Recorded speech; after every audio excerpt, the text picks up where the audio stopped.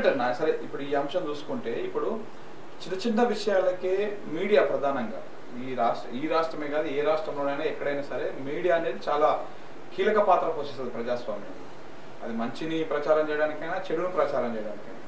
ఇప్పుడు ఇంత పెద్ద ఎత్తున దొరికింది అంటే దానివల్ల ఎన్ని అనర్థాలు ఉన్నాయో మీరు చెప్పారు ఇప్పుడే. మరి ఎందుకు మీడియా దాని మీద నోరు తెరుస్తలేదు, కనీసం మాట్లాడతలేదు? ఆఖరికి సోషల్ మీడియా నోరు కూడా ఎందుకు మూసుకుంది అనేది ఇక్కడ ప్రశ్న. బ్రదర్, ఇవాళ మెయిన్ స్ట్రీమ్ మీడియానైతే మొత్తం బ్రోకర్ మీడియాలో అయిపోయినాయి. ఏం మాట్లాడదు, ఏం కావాలో అవే మాట్లాడతారు. ఏవి అవసరం లేదో దాని మీద డిబేట్ కూడా ఉండదు. ఇది కనీసం మనం దీని వాయిస్ అనేది పోకుండా ఉండని మీరు పిలిచిండ్రు. మీ పేపర్లో కూడా నేను చూసిన, మీరు చూసిండ్రు. నేను దీని మీద ఎందుకు మాట్లాడుతున్నాను, రేపు ఈ రాష్ట్రం నాశనం కావద్దని. బ్రదర్, ఒక దగ్గర దొరికిందంటే నీకు గోకుల్ చాట్ కాడ బాంబ్ బ్లాస్ట్ అయింది. కొన్ని దగ్గర అయిందా? తర్వాత ఎక్కడైంది? లుంబిని పార్క్ అయింది. లుంబిని పార్క్ దిల్సుఖ్ నగర్లో అయింది. టక్క 3 అట్లా 12,000 కోట్లు ఇక్కడ దొరికిందంటే వేరే దగ్గర ఎక్కడెక్కడ ఉన్నాయి తెలవాడాలే కదా. నీ ఈగులు గద్దలు నువ్వు పోలేగా, గద్దలతోని గద్దలు పట్టుకుంటావో లేకుండా నువ్వే రాబందువై నేనే పట్టుకుంటా అంటావో పట్టుకోవాలి కదా. బ్రదర్, గుజరాత్లో డ్రగ్స్ దొరికినప్పుడు రాహుల్ గాంధీ మాట్లాడాడు, ప్రియాంక గాంధీ మాట్లాడాను, చెప్పినాక ఇంతకుముందు చెప్పిన అందరు మాట్లాడాను. ఇవాళ రాహుల్ గాంధీ ఎందుకు నీ రాష్ట్రంలో దొరికింది నువ్వు ఎందుకు మాట్లాడతలేవు? ప్రియాంక గాంధీ గారు ఎందుకు మాట్లాడతలేరు? ఈరోజు ఇండియా కుటుంబంలో ఉన్న పెద్దలందరూ ఈరోజు ఎందుకు మాట్లాడతలేరు? చిన్న అంశం అని మీరు అనుకుంటున్నారా? ఈ అంశం మీకు లెక్కే లేదా? ఈరోజు ఎక్కడ దొరికింది? మీకు ఏమన్నా అమ్ముకోండి. నాకు ఇవాళ బీహార్ ఎలక్షన్లు అవుతున్నాయి, నాకు పైసలు కావాలి, అక్కడ నాకు పైసలు కావాలి. రేపు నాకు కేరళ ఎలక్షన్లో నాకు పైసలు కావాలి. ఈరోజు కాంగ్రెస్ పార్టీ సిద్ధాంతాన్ని కోల్పోయింది, పక్కన పెట్టింది. ఈరోజు సంచి క్యాష్ అండ్ క్యారీ లెక్క తయారైపోయింది. ఈరోజు జొమాటో లెక్క తయారైపోయింది. నువ్వు డబ్బులు కావాలి మాకంటే ఏమన్నా చేస్తుంటే తెగిడుచు ఫ్రీడమ్ ఇచ్చి పడేసాను. హోంమంత్రి నువ్వే, ఎడ్యుకేషన్ మంత్రి నువ్వే. ఇయాల్టి బ్రదర్ పెద్ద ముఖ్యమంత్రులు చేశారు. కాసు బ్రహ్మానందరెడ్డి గారి దగ్గర కూడా 3-4 శాఖలు పెట్టుకోలే ఎవరు కూడా. రాజశేఖర రెడ్డి గారు కూడా పెట్టుకోలే హోంశాఖ ఆయన దగ్గర, ఎవరు పెట్టుకోలే. ఈయన ఏమంత పెద్ద తీసుమార్కానందే 10 శాఖలు కాంగ్రెస్ పార్టీ ఇచ్చింది. నాకు ఏమని చెప్పించింది? ఈరోజు దేనికోసం అని ఇచ్చింది? సమర్థవంతంగా అంటే మీ దృష్టిలో ఏంది? సంచుల మోసుడు. ఆయనే చెప్తుండు సంచుల మోసుడు అని, క్యాష్ అండ్ క్యారీ అని. మీకు పంపిస్తా, మీరు ఇంకో స్టోరీ చేయొచ్చు దాని మీద. క్యాష్ అండ్ క్యారీ అని, సంచుల మోసుడు అని చెప్పేసి, లగేజ్ తీసుకుపోవడం అని చెప్పేసి ఆయనే చెప్పిండు. మీరు మాట్లాడుతూ ఉంటే కొన్ని అనుమానాలు వస్తూ ఉన్నాయి, కొన్ని డౌట్స్ వస్తూ ఉన్నాయి. అంటే ఇప్పుడు రేవంత్ రెడ్డి గారికి ఫ్రీ హ్యాండ్ ఇచ్చారు కాబట్టి ఇట్లాంటి డ్రగ్స్ కు కానీ ఆస్కారం వస్తూ ఉంది. అలాగే చూసినట్టు ఏఐసిసి అధిష్టానం వ్యవహరిస్తా ఉందని చెప్పి అనుకో. ఇంత పెద్ద దొరికిన ఎందుకు వస్తలేవని అంటున్నా బ్రదర్. ఇలా దురదృష్టం 2 మహాజాతీయ పార్టీలు, 2 పెద్ద జాతీయ పార్టీలు ఈరోజు 101% మహారాష్ట్రలో ఉన్న బీజేపీ ప్రభుత్వం దాన్ని పట్టుకున్నది. మేము పట్టుకున్నామని చెప్పేసి బీజేపీ హోంమంత్రి కానీ కేంద్ర మంత్రులు కానీ బీజేపీ అధ్యక్షులు క్లెయిమ్ చేస్తలేరు. జాతీయ కాంగ్రెస్ పార్టీ దీన్ని ఖండిస్తలేరు. దీనిపైన ఏకంగా ముఖ్యమంత్రిని మార్చాల్సిన అవసరం ఉన్నది.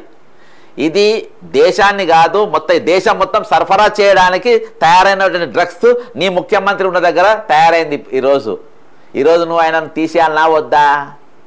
ఆయన ముఖ్యమంత్రి పదవి మీద ఇంకా కొనసాగిస్తావా? ఇంత పెద్ద డంప్ కాదు తయారీ కేంద్రం మీద ఈరోజు. ఇది తప్పు కాదు అని నువ్వు అనుకుంటే, గుజరాత్లో దొరికిన తప్పు కాదని నువ్వు ఖండించు. నువ్వు డ్రగ్స్ అనేది మేము ప్రతి రాష్ట్రంలో మేము సరఫరా చేస్తామని చెప్పు. 2 కిలోల బియ్యం లెక్క. ఫ్రీ మందు కాదు, ఫ్రీ డ్రగ్స్ ఇస్తామని చెప్పు. ఇంటికి డ్రగ్స్ సరఫరా అని చెప్పి స్టేట్మెంట్ ఇవ్వమని రాహుల్ గాంధీ గారిని.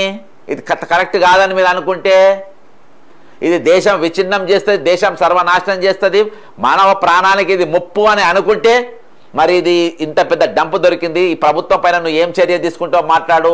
ఈరోజు హోంమంత్రి ఏ రాజగోపాల్ రెడ్డో లేకుంటే ఏ దామోదర్ రాయని ఏ శ్రీధర్ బాబు కాదు కదా, రేవంత్ రెడ్డి కదా.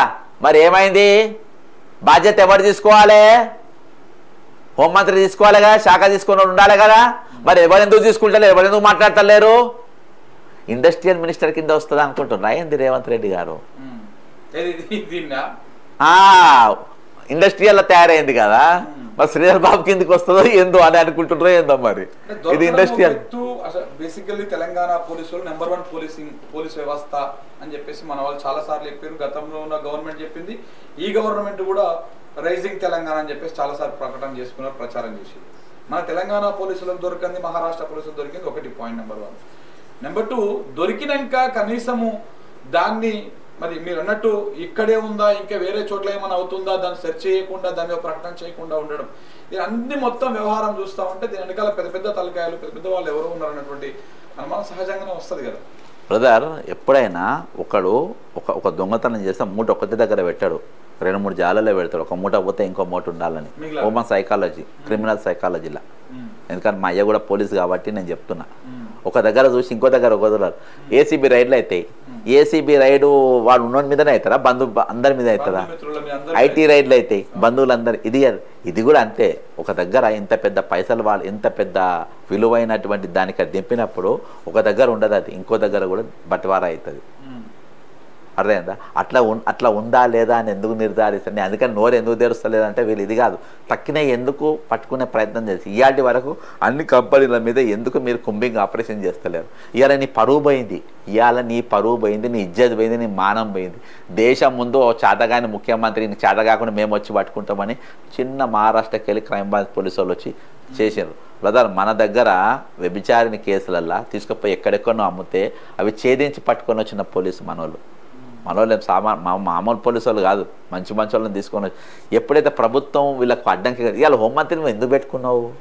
దేనికోసం? ఏం షోక్ తెప్పు, అలా ఆమ్దాని ఉండదు. అర్థమైందా? అందులో నీకు ఆమ్దాని ఉండదు. పోలీసు వాళ్ళు వసూలు చేసి నువ్వేం పైసలు తీసుకోవు. అర్థమైందా? మున్సిపల్ దాంట్లో ఆమ్దాని ఉంటుంది, ఎడ్యుకేషన్ దాంట్లో ఆమ్దాని ఉంటుంది, ఓపెన్ సీక్రెట్, ఇరిగేషన్లో ఆమ్దాని ఉంటుంది. అవి పెట్టుకుంటున్నావు అంటే ఓకే. హోంమంత్రి ఎందుకు పెట్టుకుంటున్నావు? ఎవరిని తప్పేనికి పెట్టున్నావు? ఎవరిని కాపానికి పెట్టుకుంటున్నావు? ఏ ఆలోచనతో పెట్టుకుంటున్నావు? కాబట్టి ఇవన్నీ కూడా అనేక సమర్థవంతమైన అధికారం పక్కన పెట్టేసి ఈరోజు పైరవికాళ్ళకి ఎందుకు పెత్తనం ఇస్తున్నావు? కాబట్టి ఇవన్నీ అనేకమైన అనుమానాలు ఈరోజు ఖచ్చితంగా ఉన్నాయి బ్రదర్. దీన్ని నేను అంటే మేము ప్రతిదీ విమర్శగా తీసుకోవాలి. ఇది నా ప్రభుత్వమే కదా, ఇదేం బీఆర్ఎస్ ప్రభుత్వమో బీజేపీ ప్రభుత్వం కాదు కదా. బక్క జెర్సన్ త్యాగము, దాని కష్టం కూడా ఉంది కదా. మరి నా పార్టీని నేను ఎందుకు తిట్టుకుంటా, నా ప్రభుత్వాన్ని ఎందుకు తిట్టుకుంటా? 34 ఏళ్ళు ఉన్నోని. అది కాదు, రేవంత్ రెడ్డి కూడా నా టార్గెట్ కాదు. ఇక్కడ ఏంటంటే ఇది మంచిదా, ఇది ఆరోగ్యానికి మంచిదా, ఇది హార్లిక్స్ బూస్టర్స్ ఉంటుందా, ప్రతి ఒక్కరు వాడొచ్చా అంటే అందరికీ మంచిది. మరి లేదు ఇది హానికరం అని మీరు అందరూ అనుకుంటున్నారా? నాశనం చేయండి దాన్ని. దీనికి సంబంధించి ఎట్లా ఉండబోతుంది అంటే, ఇప్పుడు మహారాష్ట్ర పోలీసులు వచ్చిర్రు, దాన్ని పట్టుకున్నారు, కొంతమందిని అరెస్ట్ చేసారు, ఆ ల్యాబ్ ఓనర్ని వాళ్ళందరినీ అరెస్ట్ తీసుకుపోయారు. నెక్స్ట్ ఫర్దర్గా ఒకవేళ దీని మీద ఏమన్నా అంటే ట్రాన్స్పరెన్సీగా జరగాలి, దీని వెనకాల ఉన్నది ఎవరు ముంగలుంటారంటే మీరు ఏమన్నా లీగల్గా ఏమైనా ప్రొసీడ్ అయ్యే అవకాశం ఉందా? బ్రదర్, లీగల్గా నేను ఈ సబ్జెక్ట్లో మనం పోనీకి లేదు. ఎందుకు లేదు అని అంటే ఇది కంప్లీట్గా పోలీస్కు సంబంధించింది, క్రైమ్కు సంబంధించింది. ఇది ఒక టెండరో అదో ఇదో అంటే మనం ఈ టెండర్లు వేసేది కాదు కదా ఈ కంపెనీ. దీనిపైన ప్రజలు చైతన్యవంతులు కావాల్సిన అవసరం ఉంది. ప్రభుత్వాలు ఆలోచన చేయండి మీరు దయచేసి. ఎందుకంటే ఈరోజు నా పోలీసు మహారాష్ట్ర పోలీసు పెద్ద కనబడతా, నా పోలీసు చిన్న కనబడతా, బాధ అనిపిస్తుంది. అర్థమైందా? అది రేపు ఇవాళ వీళ్ళు ఉంటారు పోతారు బ్రదర్, రేపు ఇళ్ళనే లాకప్లో తీసుకుపోయి లోపటేయచ్చు. పోలీసు ఇవాళ ఎవరైతే కావాలంటారో వాళ్ళే రేపు పిల్లల్ని, ఇప్పుడు ఎవరికైతే కావాలి కాసిన వాళ్ళని గల్లా పట్టుకొని తీసుకుపోయి లోపటేయచ్చు. అట్లా వేసిన వాళ్ళే కదా గతంలో.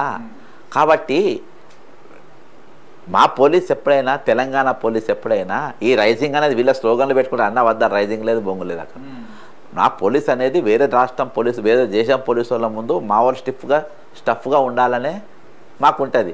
కానీ రోజు ఎక్కడో వచ్చి కట్టకపోతే నాకేం షోకా నా పోలీసు వాళ్ళని తిట్టుకోనికి? నాకేంది వాళ్ళు నా వాడు కాదా, మా బ్రదర్స్ కాదా, అది మనం తిట్టుకున్నట్టు కాదా, మనం అగౌరవపరుచుకున్నట్టు కాదా? కాబట్టి నువ్వు తాగుబోతు తెలంగాణ, కేసీఆర్ తాగుబోతు తెలంగాణ అని చేసినావు అన్నారు. రేపు నువ్వు ఆయన తాగుబోతు తెలంగాణ, నువ్వు ఏదైతే డ్రగ్స్ తెలంగాణ చేసినావు కదా అని అంటారు రేపు. ఆ పేరు ప్రభుత్వానికి వచ్చాడు అవసరమా? కాబట్టి నాకు తెలంగాణ దేశం మొత్తం నాశనం, దేశం మొత్తంకి ఈరోజు మన డ్రగ్స్ తెలంగాణకి సరఫరా అవుతుందంటే ఎంత బ్యాడ్ చెప్పండి, ఇది ఎంత దరిద్రం చెప్పండి. ఇది అరికట్టే అవకాశం రేవంత్ రెడ్డికి ఉన్నా ఆయన ఎందుకో వర్క్ చేస్తలేదు, ఆయన మిషనరీ ఎందుకో వర్క్ చేయనిస్తలేదు.